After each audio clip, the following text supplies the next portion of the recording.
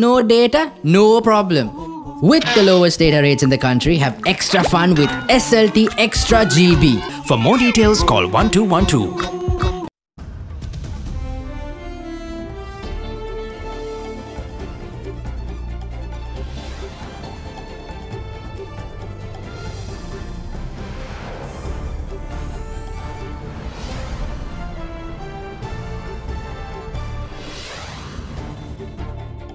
They chose luxury. WIGNESWARAN lambasts politicians of the Tamil National Alliance for forgetting the people. A fresh question. A Muslim-majority country pushes through a NIQAB ban after terror attacks. If the Tunisia had taken this decision, it's a more reason.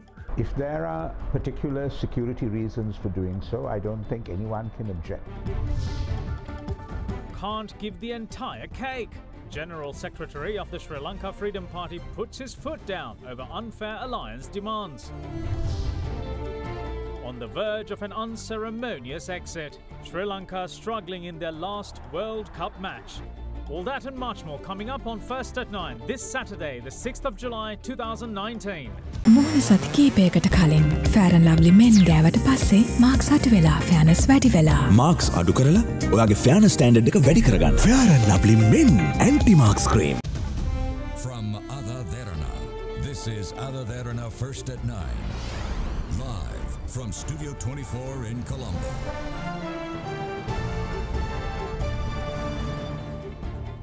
Good evening and welcome to First at 9. I'm Dhammikek. Let's take you to your local stories. President Maithripala Sirisena once again voiced his determination in shielding the country from any pacts with other countries which are deemed malignant to Sri Lanka. Speaking at a function held in Bibile of Monaragala today, the head of state also took aim at those who criticise his move to reintroduce the death penalty targeting drug traffickers. The president said that irrespective of the form they come in, all who oppose capital punishment are linked to drug traffickers one way or the other. I decided to sign death warrants in a bid to sweep away illicit narcotics even further from the country. How many drug traffickers have come out to speak against the move after I declared that the death penalty will be implemented?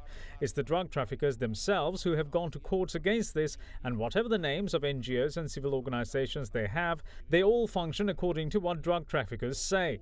When we have taken the lead in eradicating the drug menace from the country, political leaders, irrespective of their political party, are protecting drug dealers. I clearly say that everyone who stand against the death penalty are influenced by the money they get from traffickers.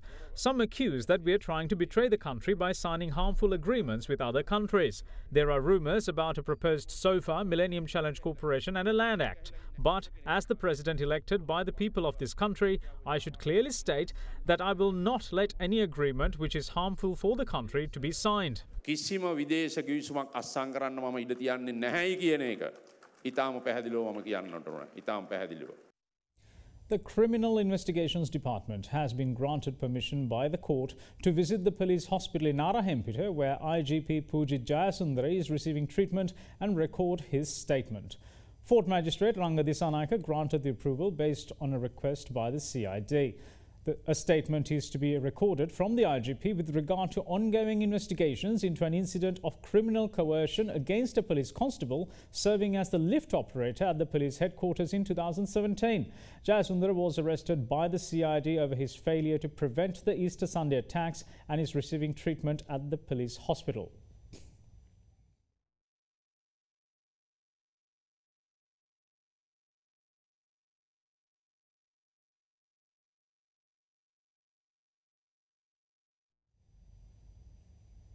Now, former Chief Minister of the Northern Province, C.V. WIGNESWARAN, is disappointed with politicians of the Tamil National Alliance.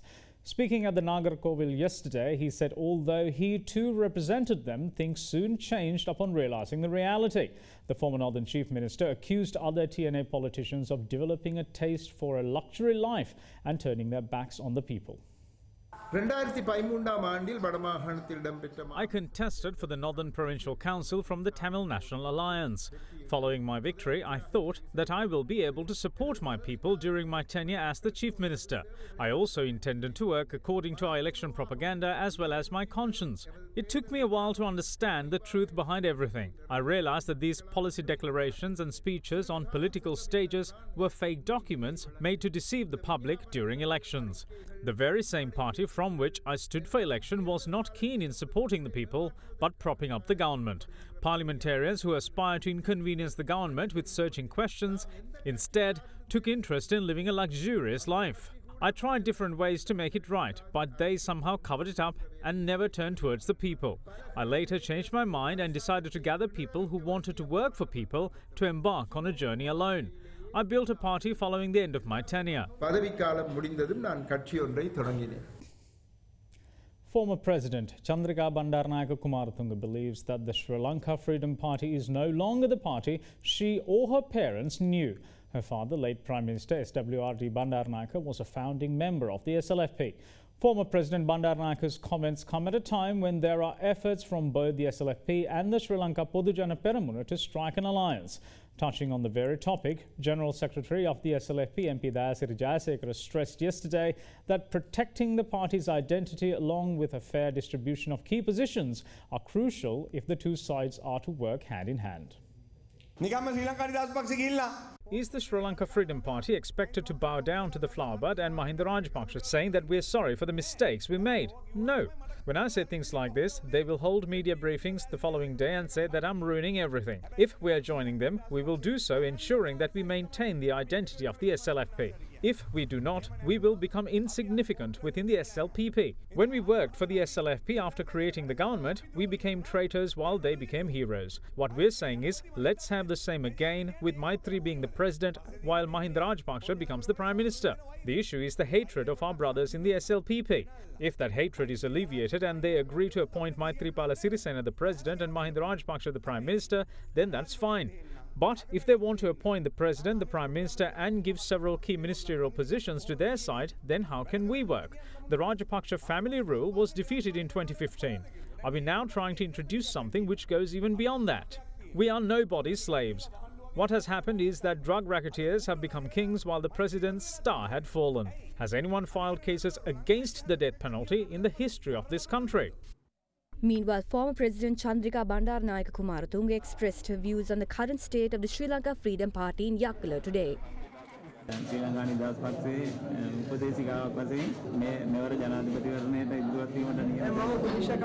I am not an advisor anymore. They do not ask my advice and I do not know what is happening. This is not the SLFP I know. This is not the party my parents or I created. I know nothing. The Sri Lanka Podujana Peramuna meanwhile emphasises that both the presidential candidate and the candidate for the premiership will be nominated from their own party. Speaking at a group of active members of the party in Moratuwa today, UPFA parliamentarian Rohit Abegunawardena also announced that their candidate for the premiership will be opposition leader Mahinda Rajapaksa. Sri Lanka Podujana Peramuna held a meeting with active members of the party in Moratuwa and Akurasa today. 12 ambassadors and high commissioners met with Mahinda Rajapaksa. What they told him was, although the government is with the president and the prime minister, people are only with Mahinda Rajapaksa. Whoever contests from other parties, the most disciplined, the one who respects women and loves children, will be put forth from our party. Our candidate will be the one who is not afraid of the West and who takes straight decisions. Therefore, don't doubt our victory.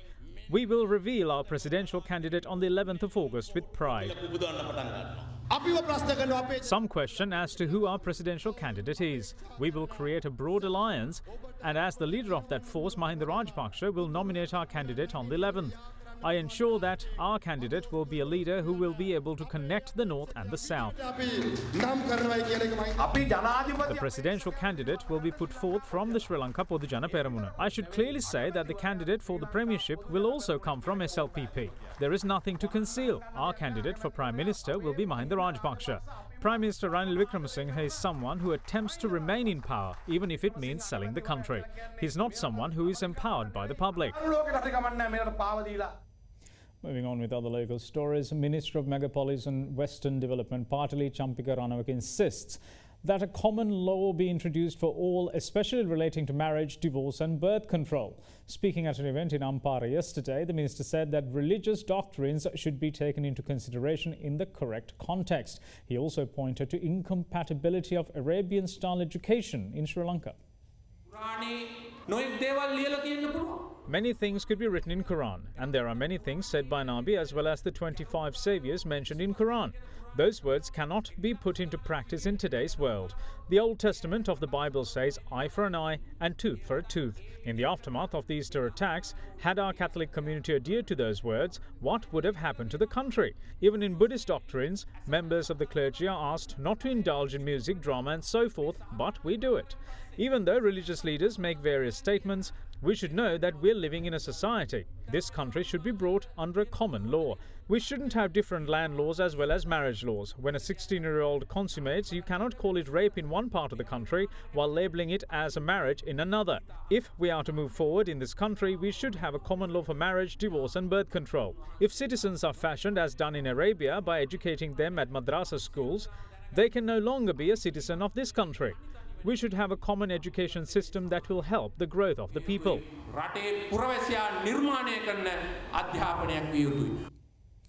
Following a deadly double suicide bombing in Tunisia in late last month, the Tunisian government entered into a decision to ban the full-face veil in all government buildings due to security concerns.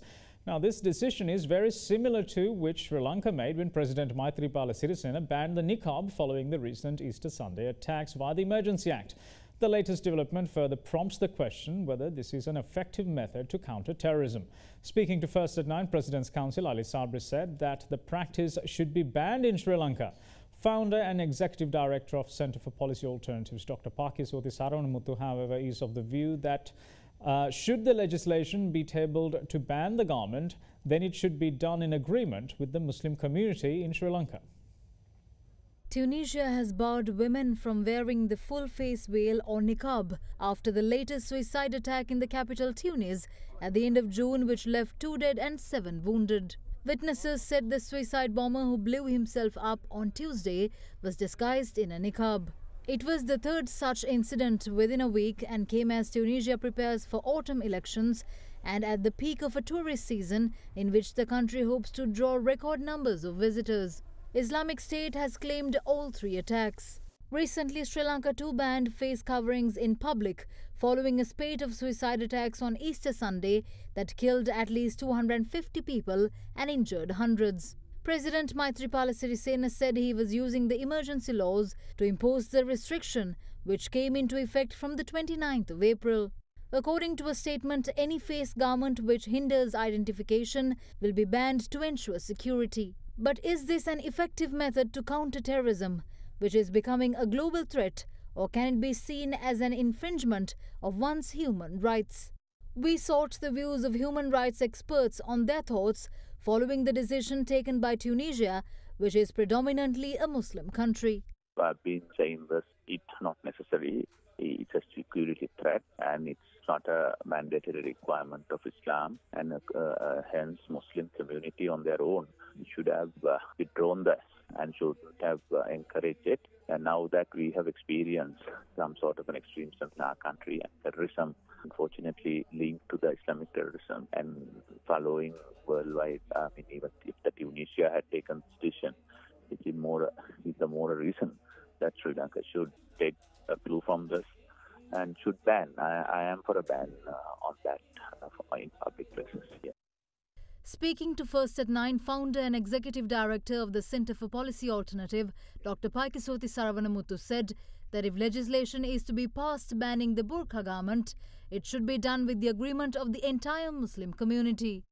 If there are particular security reasons for doing so, I don't think anyone can object. But as more of a general principle, I think it would be much better if the community comes to an agreement that covering of the face is unnecessary, that it is un-Sri Lankan and therefore should not be adopted. But that is going to take time.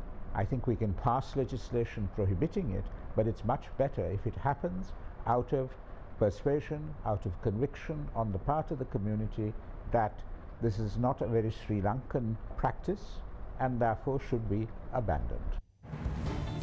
There will be more news on the other side of this break. Stay tuned.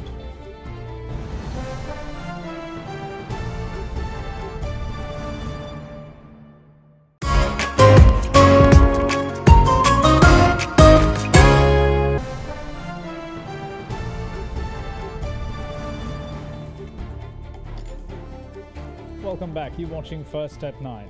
Now, retired Supreme Court Justice Shirani Tilakawardena warns that children are running the risk of being addicted to the internet as their online dependency is on the rise. She raised these concerns speaking at the memorial oration of the former Deputy Chairman of the National Child Protection Authority, late Sanjeeva Samaranayake. Speaking further on the topic towards safe and empowering cyberspace for children, Justice Tilakawardena said that cyberbullying or harassment are at the heart of most suicide cases among millennials.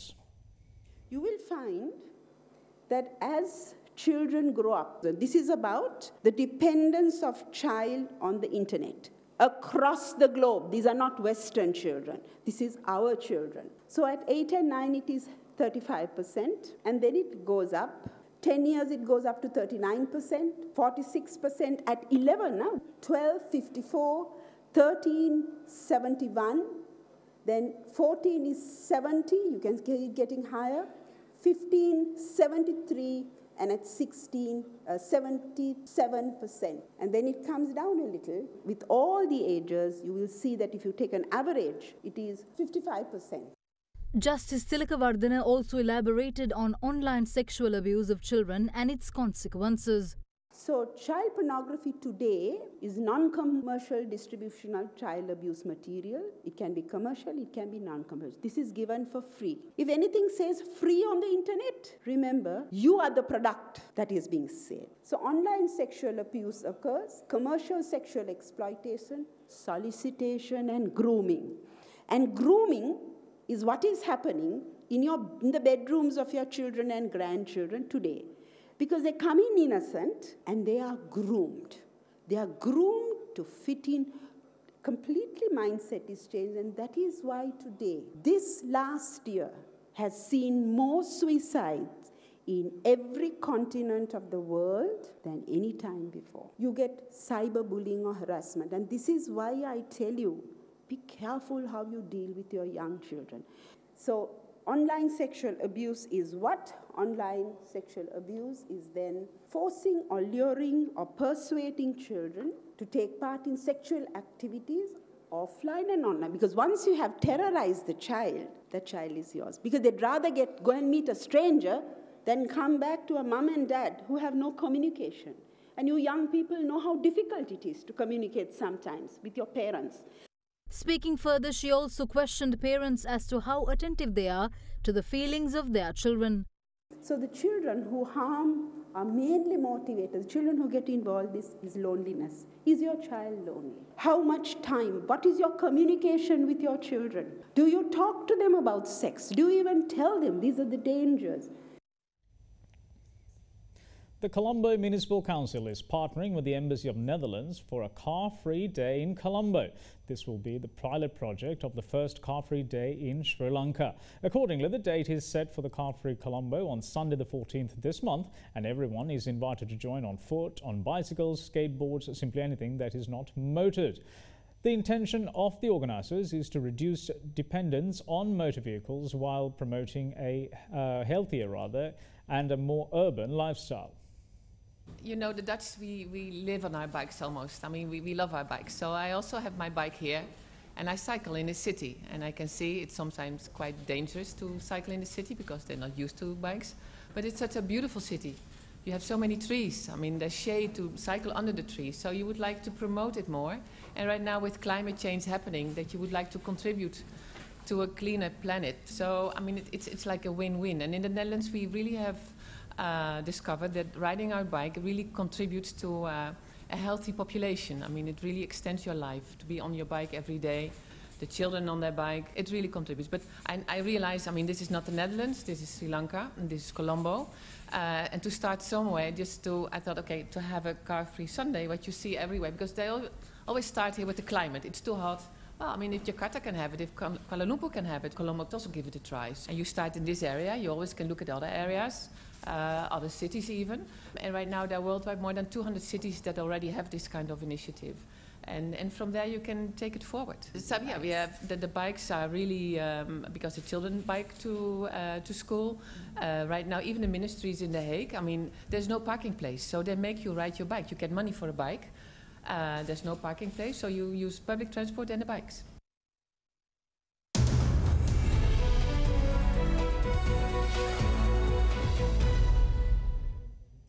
Oil futures rose yesterday as tensions of Iran and an extension to OPEC's or output cuts by OPEC rather and its allies boosted prices, but mixed economic data limited the rally.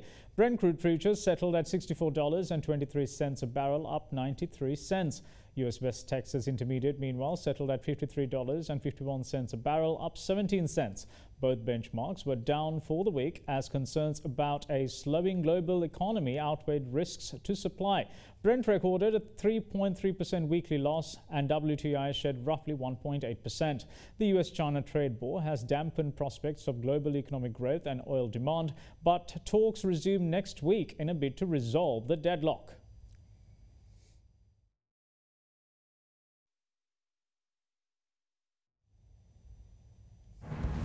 We're going to move in for a very short break, and when we come back, we take a look at what's happening overseas.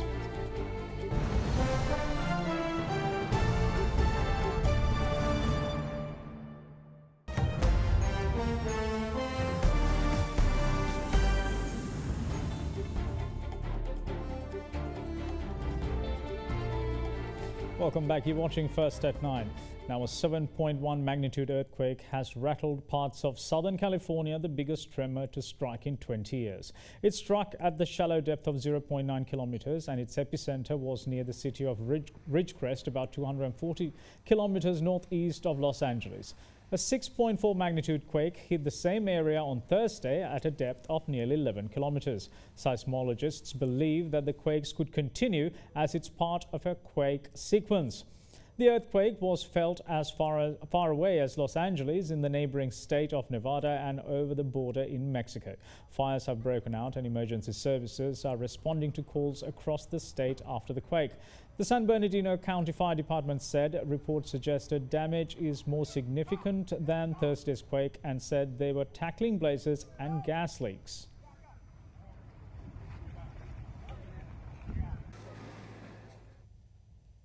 Now, media report that an earthquake of magnitude 5 shook the Bay of Bengal between China and India last night. However, no injuries are reported following the quake and no tsunami warnings were issued. The earthquake came at the heels of the California earthquake.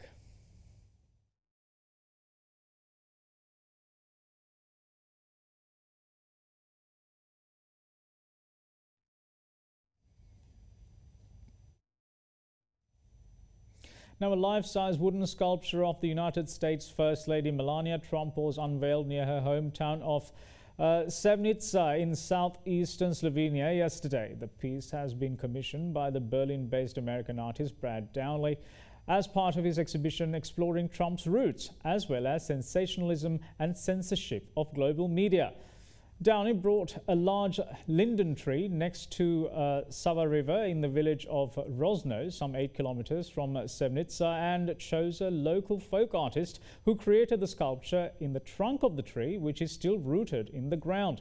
While some say the wooden artwork looks nothing like the real Melania Trump, a former fashion model, some disagree, finding symbolism in the work's representation of the First Lady.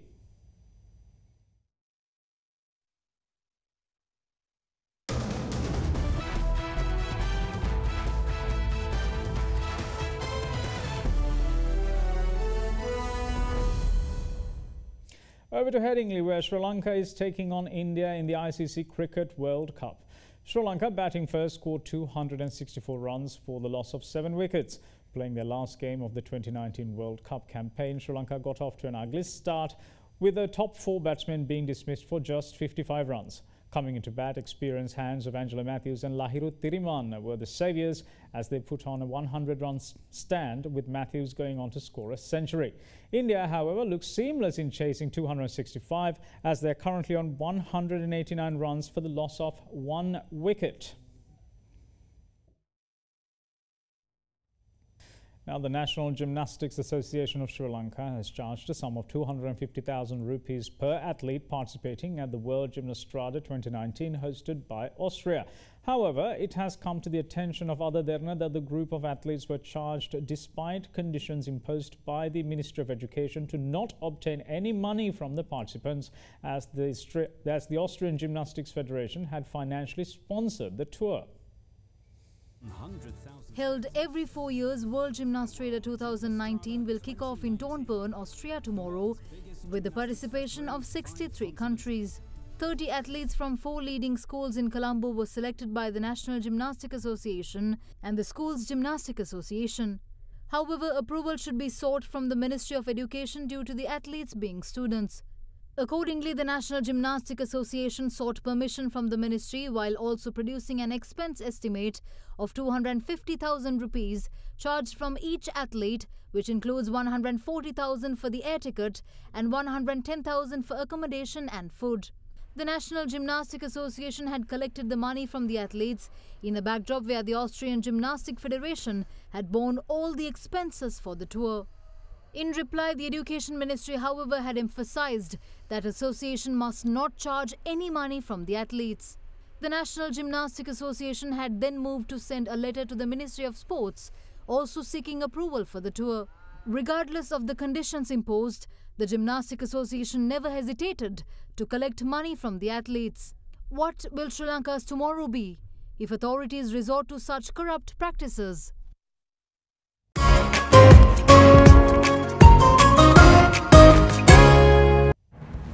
And that's it from all of us here at First at 9. Thanks for watching. Bye-bye.